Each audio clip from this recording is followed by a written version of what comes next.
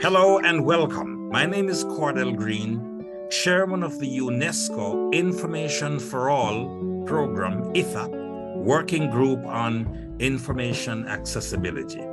Welcome to the Artificial Intelligence for Information Accessibility podcast, organized by Carnegie Council for Ethics in International Affairs. Your host is Ayushi Khemka, a PhD student at the University of Alberta. Hello and welcome to our last and final episode of AI for Information Accessibility podcast. We started our journey on all things AI and information accessibility a few months ago, and it comes to a close today with a wonderful chat that I had with Dr. Martha White and Dr. Eleni Stroulia from University of Alberta. In this episode, we discuss their journeys and focus on issues around gender and AI. Dr. Martha White is an Associate Professor of Computing Science at the University of Alberta and a PI of AMI, the Alberta Machine Intelligence Institute, which is one of the top machine learning centers in the world.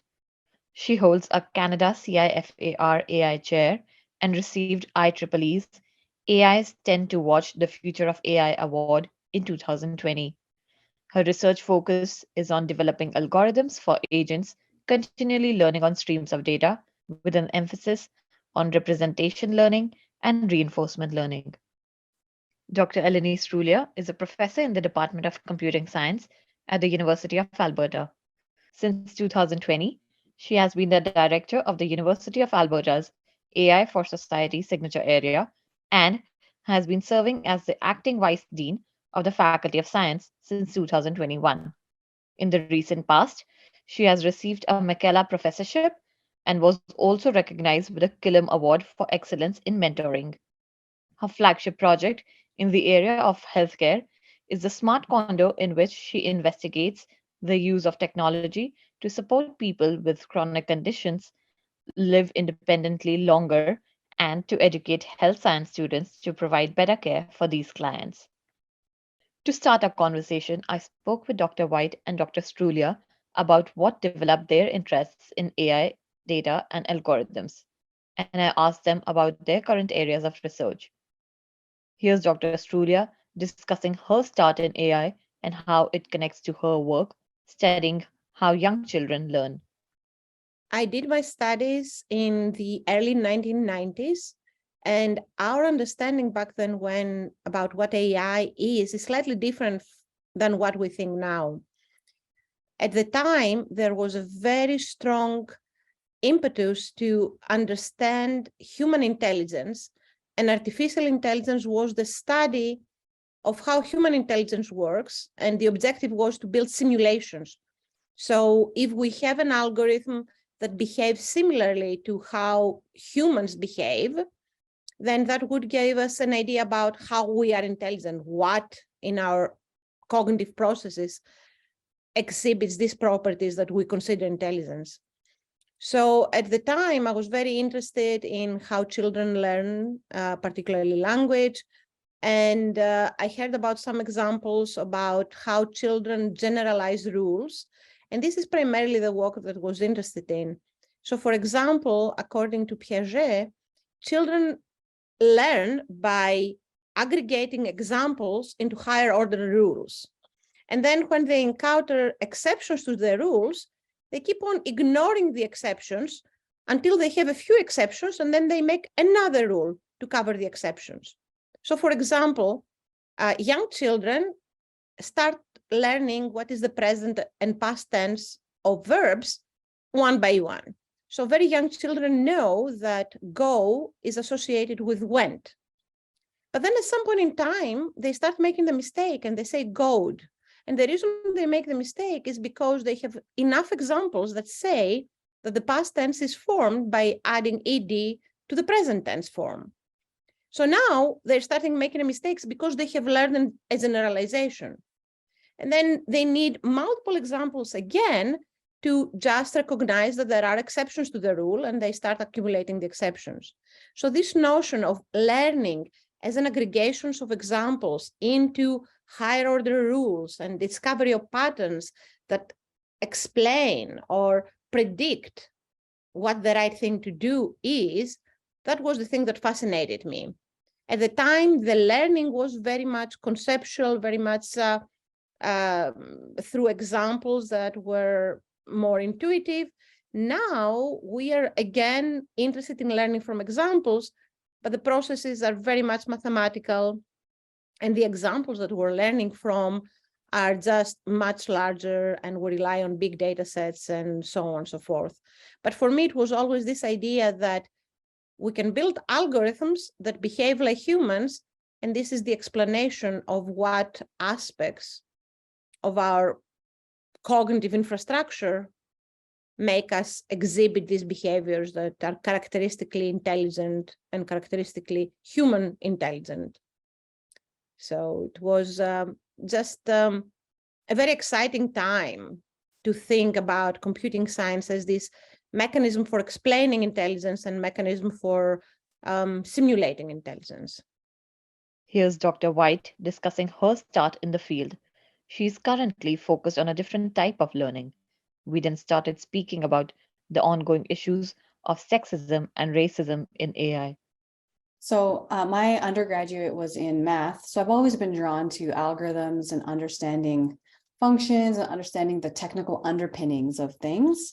And I did some research in my undergraduate, and that research happened to be in AI. And I think a lot of people can probably say the same as I'll say, that as soon as you start working on AI, it really hooks you. There's just lots of really interesting things to do with AI. It's a field where you can work on really important applications. You can use it for really great things. And it's also a field where you get to explore a very technical side, understanding algorithms and applying knowledge from computing science and from math. So it really hooked me pretty early on. As for your second question, on what I'm currently working on, I'm actually working on lots of things, but my main area is called reinforcement learning. It's a formalism for decision-making. How can we get agents to interact with the world and actually learn how to make better decisions? You know, think, for example, a vacuum cleaning robot. It's going to drive around your house. We wanted to do a better job of navigating, finding dust, doing these things more efficiently. So that's the general area that I work in. And my current main passion is understanding how can we get these kinds of agents to learn in deployment. And so by that, I mean a lot of our machine learning algorithms are learned from big batches of data, and we might deploy fixed functions or fixed policies. And I think one of the most important paths forward is to understand how can we have adaptive agents, ones that adjust based on new experience once they're actually in deployment. Thank you. That sounds so fascinating. And you talked about how we train our algorithms and machine learning through a big batch of data in that sense. And I think somewhat related to that would be my next question, wherein, so there are like multiple research projects where people are talking about how AI is sexist, racist, and adds to a lot of oppressive discourses existing already in the spaces. And so I'm trying to wonder that to move beyond the how of it and to understand the why of it. Like, where did we as humans just lose the plot, or was the plot never there to begin with? What do you think about that? Yeah, it's a great question. It's definitely not something I'm an expert in. But, you know, of course, anyone who's in AI machine learning can't help but spend a little time thinking about it.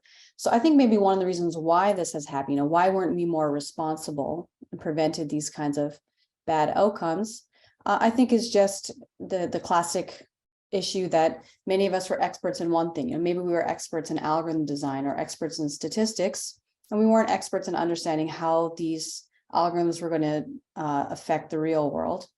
So I think what you see here is people doing what they were already doing, and then there being ramifications of that, of just doing the same thing that we were doing, but now with much more access to data, much more access to actually deploying these models. And once people saw those ramifications, now, of course, there's lots of people stepping up and saying, okay, we have to fix this problem. But maybe for many, it was hard to even know that it would be a problem. They kind of needed to see that the problem happened. And then, of course, we need to do something about that problem. So it's maybe a little bit of negligence. You know, maybe we should have anticipated. We should have been asking, how does our work actually impact the real world? But also for quite some time, you know, maybe surprisingly, machine learning and especially reinforcement learning was a smaller part of the research space, a smaller part of computing science, a smaller part of statistics. And so, as the community grew, this is when we really need to start looking at these things. So in niche area exploding, and lots of ramifications are going to come out of that. And then we're going to have to deal with those ramifications. Here's Dr. Stroulia's answer to how humans lost the plot with some historical context. We then discuss the representation problem when it comes to women and emerging technology.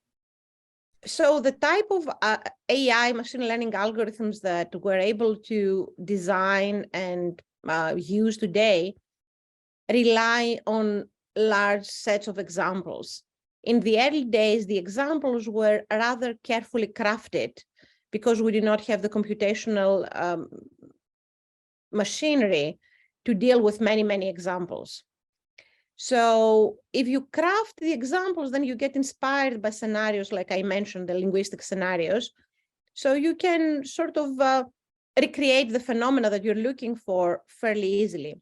Now, we have lots of data sets, and the data sets have been accumulated through long years of using software to conduct our processes.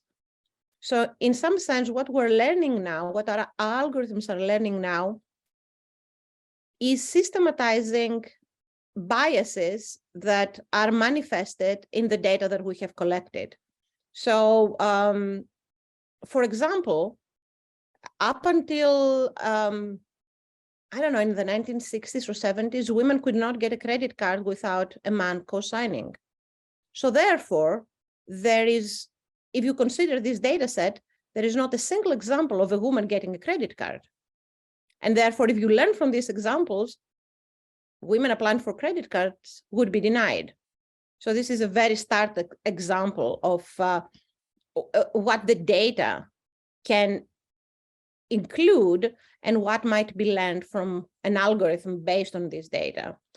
Or, for example, most of our data from human resources systems only have male and female genders. And therefore, nothing from that we can learn from our past experience is applicable to new systems that might recognize more genders. So the issue of sexism is absolutely a valid concern, because these algorithms learn from our behaviors. And not only that, they systematize, they kind of freeze these biases. If you consider one single biased person making HR decisions in a big company, that's bad. But if you consider an algorithm that has learned from these examples, and this algorithm is adopted by most Fortune 500 companies, that's terrible. That's unacceptable. Because in effect, people who do not fulfill the stereotypes that used to be successful are locked out across a whole sector. Another problem in the sexism that is being manifested sometimes from AI systems is the fact that the engineers who are developing computer systems, software systems, AI systems are for the most part male. And they are not necessarily seeing the same things that women in the same roles would possibly see. So it's a fascinating example to me that in 2014, Apple launched a health kit, which is basically a self-monitoring piece of software for supporting individuals to take care of their own health, which is a great idea. It basically democratizes everybody's ability to pay attention to their own physiological parameters. Now, it turns out that that application had a functionality for monitoring copper intake, which I'm sure is important, but it did not monitor menstrual cycles, which seems to me is much more relevant to 50%, give or take, of the human population. So at the last step, we have the people who are deciding what's important to do, what's important to deliver, what are the functionalities that should be included. And some people do not necessarily see the needs of the genders that they do not belong in. So we need to have more women in software development, in engineering roles, just that all the needs of the human population are considered when we're deciding what is important to support and what's important to address. I think you've answered the next question that I was going to ask, but I will still ask it and I'll add like a little bit to it. Mm-hmm.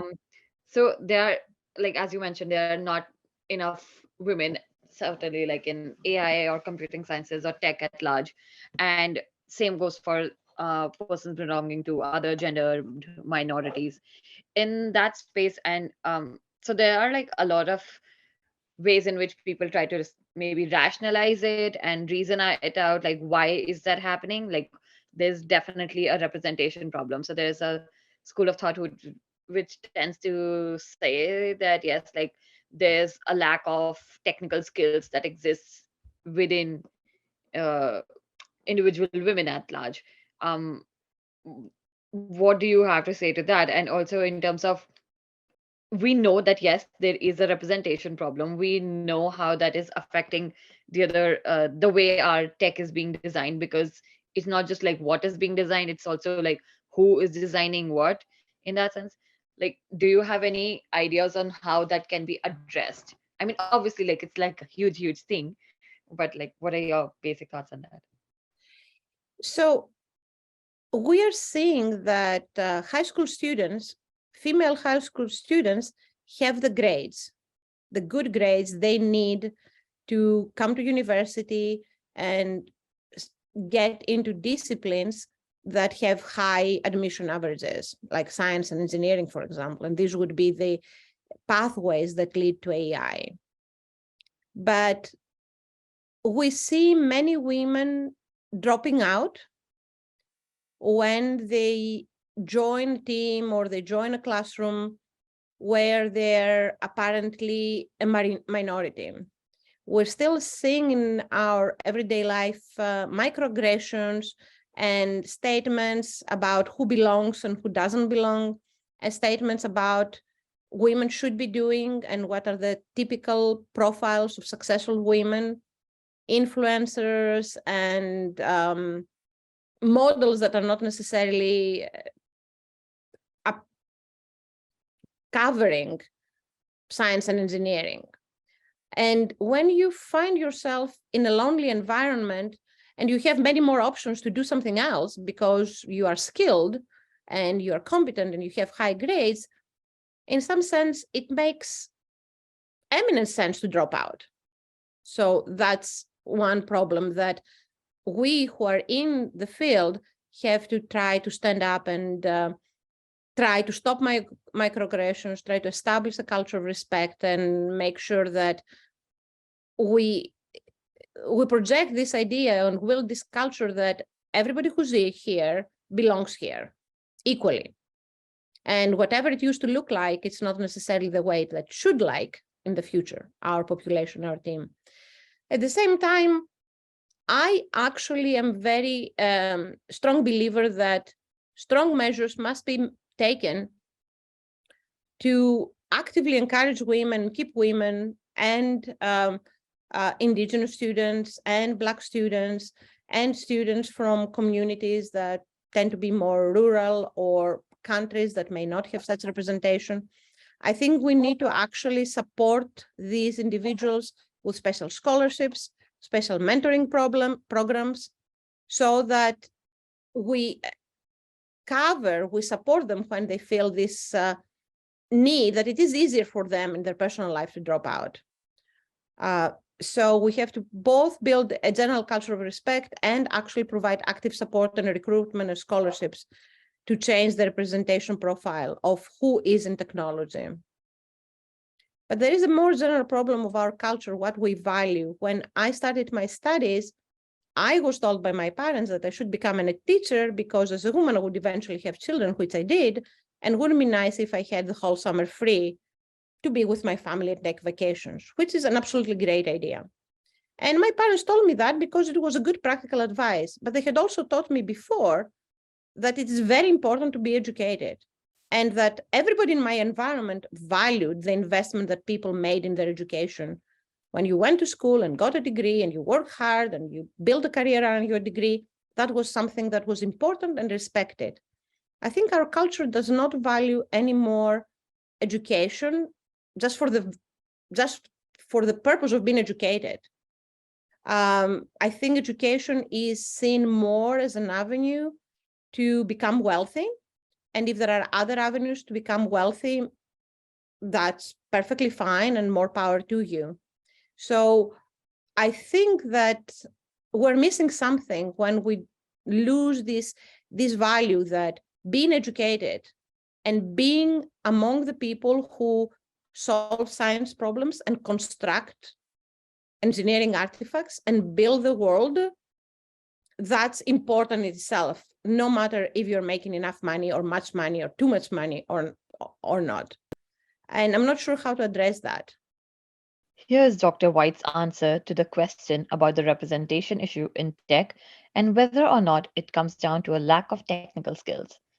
This then led into a discussion about how to teach different genders and the ways that people may respond in the classroom. For me, the short answer is that it's a systemic problem. I find it a little sad that people would say that it's about a lack of technical skills in women. Although I will say that maybe a little outrageously, there was some point years ago where I wondered if, maybe I wasn't as good at math as some of my colleagues because, maybe because I was a woman. And that's an absolutely ridiculous thing to think. I was very young at the time.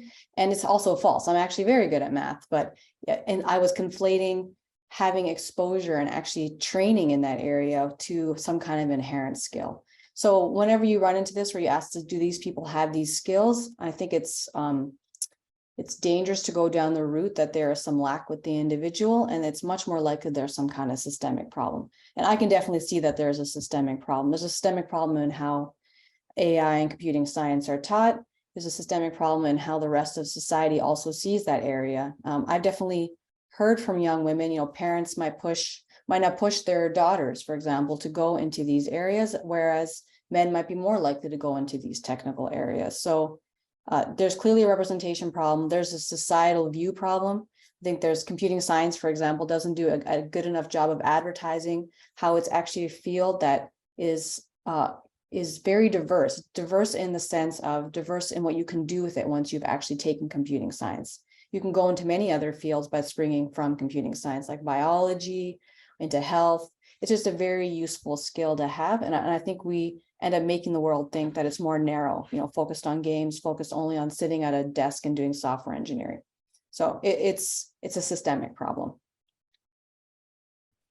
Dr. White, you just talked about how there's an issue in terms of like how AI is being taught and how computer science is perhaps not advertising itself as like a diverse discipline and how it can be implemented in so many different ways. So I want to sort of understand how you as a professor deal with these issues, like in your classes. Like, are there ways in which you approach these from a pedagogical perspective? So for instance, like how men would react to certain situations or contexts or basic educational thingies that you are reading, like books that you're reading or stuff that you're dealing with, and how people from other genders would react to that. Are there any pedagogical approaches that you take for that? To be honest, not enough likely. I'm usually teaching slightly older students. And so I think one of the ways that we need to change some of our pedagogy is likely earlier so that we attract more people to the area and obtain more people in the area, make them realize that it might actually be a field that is for them. So that's more in like our first year courses. And I teach slightly later machine learning courses. However, I do at least try to make sure that when I come up with examples of, how are we going to use machine learning or how are we going to use AI, I try to think about examples that are practical examples, ones that could, you could imagine I would like to help in health, or I would like to apply this technology to, help with assistive robots or something along those lines, rather than gravitating towards more, examples that might involve games or more traditionally computing science or AI, more examples that are more traditionally viewed as the ones we might use in AI or in computing science. That's a very, very minor thing that I do. So in general, pedagogically, I teach machine learning quite like many other people teach machine learning, and I haven't thought enough about how to make it maybe address some of these pedagogical issues. Here is Dr. Stroulia speaking about gender and her pedagogical approaches and some of the experiences that are unique to women in this field. I teach a course that has students work in teams, and every team solves a different project working with a client. And sometimes I very much see these teams working together. So I meet them regularly every couple of weeks, and I talk with them about who's doing what, who's responsible for what activities, and I try to learn their backgrounds. And I often see a phenomenon where my male students start by saying they knew programming when they were in third grade. They got a computer and they build a program, and they know programming. They have built 3,000 games, and they're programming just geniuses since some kind of elementary grade. And this notion that they're experts when they hit the university can be intimidating for women who may not necessarily have started programming in grade 3. But the thing is that it absolutely does not matter. As a matter of fact, some of our students who have been playing with computers for a long time have very bad habits on what's the right thing to do, and we have to sort of deprogram them. But when you're in this team and you know that everybody around you has been building games since they were in grade 3, it's kind of intimidating. And I see many of my women students retracting to supporting roles, including documentation, talking with a client, organizing meetings. Sort of they fall not behind necessarily, or even on the positive side, taking project management roles. So they skip the core technical part and they do the other things. Sometimes these other roles are sort of recognized by the team as being, valuable, especially when they involve project planning and project management. But for the most part, the men assign value and credit for the programming, for the engineering. And women tend to understand that they have missed the opportunity to actually become technically competent. And that's something that I try to pay attention to and forcefully change. So if I see a team going that way, I make sure that I make everybody take the opportunity to do project management, including the men who may not want to talk to the clients. And I want to make sure that women students actually get to do a programming of a module. So sometimes I will talk to my women students individually and sort of try to figure out if this is their choice or if they have been pushed to this role. And sometimes I see that there have been microaggressions that led them to that, sort of demeaning comments that, since you don't have as much experience as I do, it's better for you not to mess up with our program. The other thing that I have seen on the positive side is some of my women students tend to be much more versatile. So I remember one particular case of one extremely gifted student who was doing double major in computing science and English. And she told me that everybody in English thought that she was strange, that she was doing computer science. And everybody in computer science thought that she was incompetent, that she was doing English, like what was wrong with her. And she had no problem managing this kind of, no matter what, she was strange. She was just wrong on both sides of campus. But this competence of actually being able to speak well and with nuance, and the ability to solve problems and write software is something that is uniquely valuable to jobs afterwards. So she was one of the first ones to be picked up by a new startup, and she rose really fast through the ranks, and she has been very successful. But I find it difficult. Basically, it does take a particular kind of thick skin to not be offended by this explicit understanding of everyone that you are strange. So we see positive and negative influences in this loneliness of being a woman in a mostly male-dominated field. But it has the positive effect sometimes that if there are fewer women, they tend to be noticed, and they tend to be sought after, given equal set of skills or similarly relevant set of skills. Still, I wish that all my students had the same opportunity to experience all aspects of our field so that they're well-rounded and able to choose what kind of career paths they want to pursue after they get out of school. I really like how you talk about the loneliness of being a woman in a male-dominated field, because I think that's like so well put, that it is an everyday experience and that is going to affect the way you are, like your performance is going to be like, or your productivity, or just the way you yourself feel about your own work. I really like that. And it doesn't affect people the same. But I find that it's not fair to have to be stronger and more robust to this feeling in order to make it. So some people, I'm kind of used to it. I've been here for a long time and I'm used to it, but it's not easy when you start.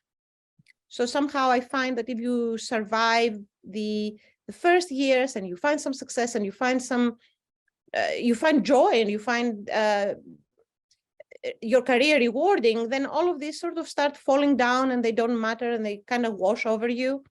But they can be much more impactful when you're trying to find your way and your career and to decide what you like and what you're good at. So this is the tipping point. This can be the tipping point that can make a difference for someone to drop out.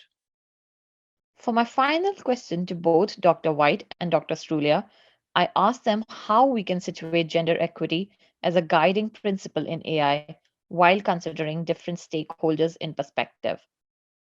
Here's Dr. White. Okay, that's a big question. I suppose you Yeah. might mean how can we pay attention to gender equity in terms of the people who are building AI and coming into the field, and also in terms of the models that we produce. Maybe you mean both. Maybe you mean the first one more, though. Yeah, kind of the first one more, but I also wanted to sort of understand, because when we talk about AI, there are like multiple stakeholders, like people whose lives are going to be affected, people who are building the AI, people who are sponsoring that building of that AI, and then there are governments and everything. So, but like, and given that there are so many stakeholders and the field already is um, relatively new, if not super new, but like it is building, there are every day there are newer things that are happening. So in that sense, there is just a lot of newness to it. And in that sense, like how do you situate one principle of gender equity throughout these stakeholders? Is that even possible? Is that like a lot to ask? Right. I do think that, representation is one of the ways that we start addressing all of these things at different levels. The more that we actually get more women into the field, more women in AI, then maybe they'll also start helping ask questions about how does this technology affect other women in the rest of the world? Or if we get more women into the positions, let's say you mentioned political positions that are talking about policy, then they of course would also have an impact that way. So there's no doubt that a diverse set of opinions help us understand how to tackle some of these diverse problems. If you have a very narrow view, everyone in the room is the same, then they are sitting there trying very hard to think about how is our technology going to impact the world, but they have a narrower view of the world, and having a diverse group there can actually help that group accomplish what they really want to do, which is to make sure that their technology is used well. So I do think that by bringing more women into the field, we will naturally also start tackling some of those problems of how we're making sure that these models are used ethically and to promote equity. And so then the question is, of course, how do we actually get more women to come into AI? And you would hope that over the last few years, this problem has been getting better. But personally, in my own classes and in computing science, I don't necessarily see more women than I used to see. So I think this is just something that we have to work really hard at. We have to start working harder to recruit students. We have to start asking ourselves, why are there certain students that don't come into our program? And how can we change our program to make it more attractive to those students? So we are taking some steps, at least, for example, at the University of Alberta, I'm sure lots of other universities are doing the same, where we are asking, how can we change some of our first year courses to be more attractive to those students? So we have introduced an introductory data science course that's inside computing science that we are hoping will appeal to some of these more junior students that may not want to take an introductory computing science class because they don't really know what that means, but they can see how the utility of data science could be good for whatever program they go into. So I think we just as a community are becoming more serious about this very serious problem. And I think that's going to help us a lot towards gender equity around AI and AI models. And here's Dr. Stroulia answering the same question. How can we situate gender equity as a guiding principle in AI while considering different stakeholders in perspective? I think we have to consider it in the complete life cycle of developing systems that include AI. In fact, all technical systems that we're deploying to support and systematize processes have to be evaluated from this lens. First off, we need to understand the documents, the specifications, the data on which we are relying to build our algorithms. So I gave you a few examples about pregnant women could get fired, women could not get credit cards. So if this is your data set, then you have to be very thorough in throwing out data. So understanding how the data has been collected and through what systems and through what processes is essential in deciding whether this data is useful to learn from. Then we have to ensure that our teams are reasonably balanced. We have to have representation from people and stakeholders who will decide the value systems that we want to build. Because when an algorithm learns from data, we have to decide what are the optimization functions that will make this algorithm learn faster. And in effect, an optimization function tells the algorithm that these properties make a result better, and these properties, basically, we have to describe functions that will measure the quality of the outcome. So when you decide what is good, what is of high quality, this function, in effect, represent the values that we have as a society. And it has to be a team of people who are considering what are the values that we're going to build in our optimization functions. And then at the end, even if you have done all of this, our algorithms are quite complex, and it's very difficult to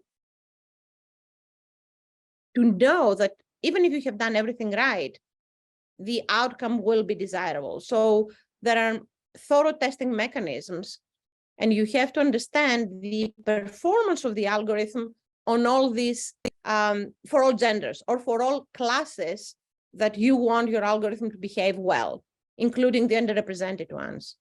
So for example, if you had an algorithm that decided, you asked it black or white, and the algorithm simply said black all the time, and you tested this algorithm on a data set that's 80% black, your results will be pretty good. You're going to be 80% correct. 80% is not something to be disappointed over, but really you would know that you're 100% incorrect on the minority class. There are 20 whites and you're 100% wrong there.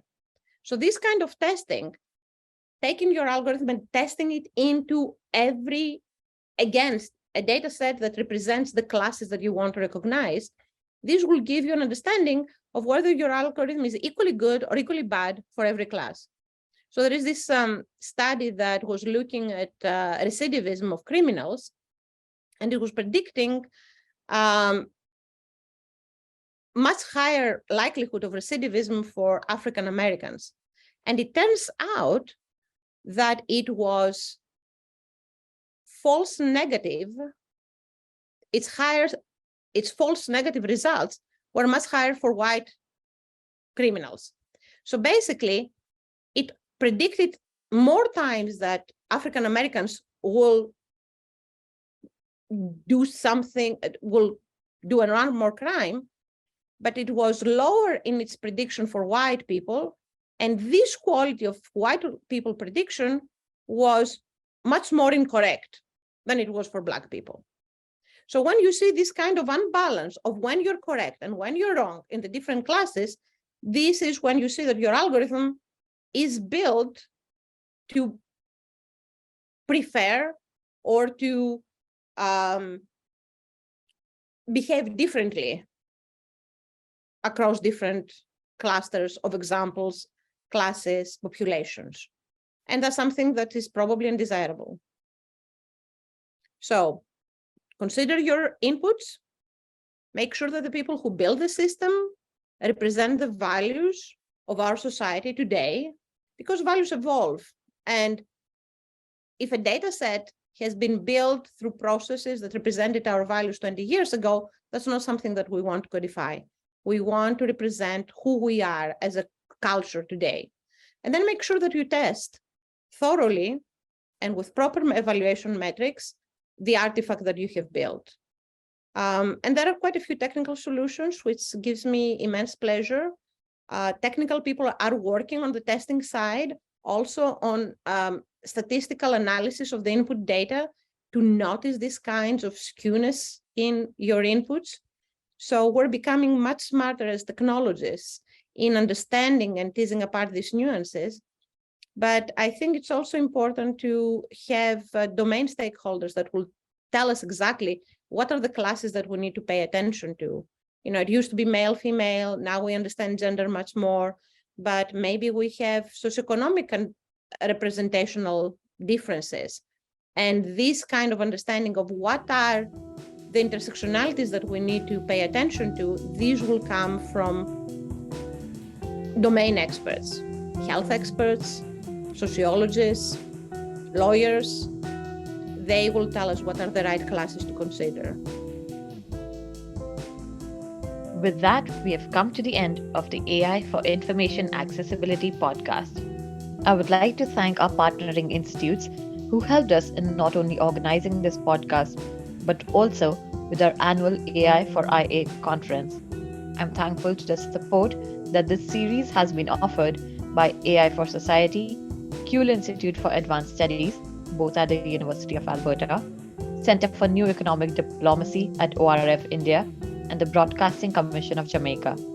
I hope you all had a good time listening to this series. Thank you.